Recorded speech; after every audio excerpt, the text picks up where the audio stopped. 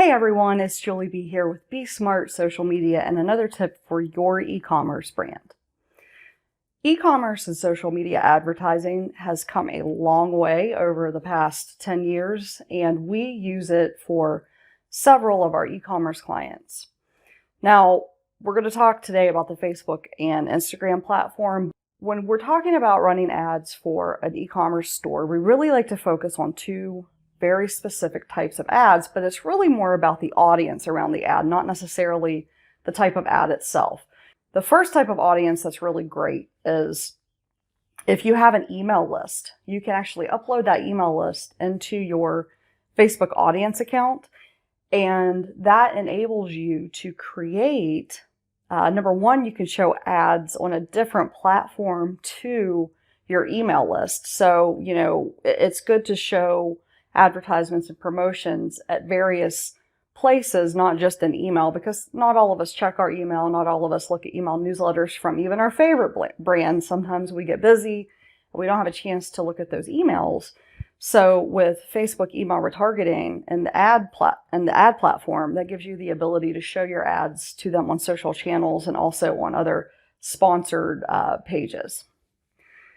The other type of retargeting we really like to do, it involves using your Facebook pixel. Now, if you don't have a pixel on your website set up already, I highly recommend you get that set up, because that gives you the ability to retarget people who have come to your website from any source. So you can retarget people who have come to your website through a Google ad, through search engine optimization. Maybe somebody found your website directly through a friend or a family member, and they weren't willing to purchase yet, so they left. And the idea with retargeting is that no matter where they come from, you can then, once they leave your site, you can show them ads. And there's a lot of different things you could do with that. You could say you only want to show ads to people who have been to your site within the past 3 days or within the past 60 days. There's a lot of options, and you can narrow it down based on your other types of targeting options like location, interest, and those types of things. But having that pixel on your site enables you to be able to say, okay, well, I want to retarget people who came to my site within the past week, went to this page, but didn't purchase anything. That's a really powerful group to be able to retarget to, because clearly they showed interest in something, but for whatever reason they left, they didn't purchase. They might have just gotten busy and forgotten about it.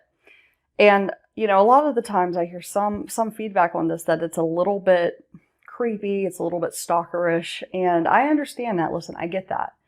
But it's also the nature of the world that we live in, and I think that it's less creepy than, when you're talking about something with your spouse and then an ad for that thing shows up on Facebook. It's less creepy than that, because at least these people have already been to your site. They've already seen your site and they're familiar with your brand. You're just trying to get them to come back at a time that's more convenient for them to make a purchase.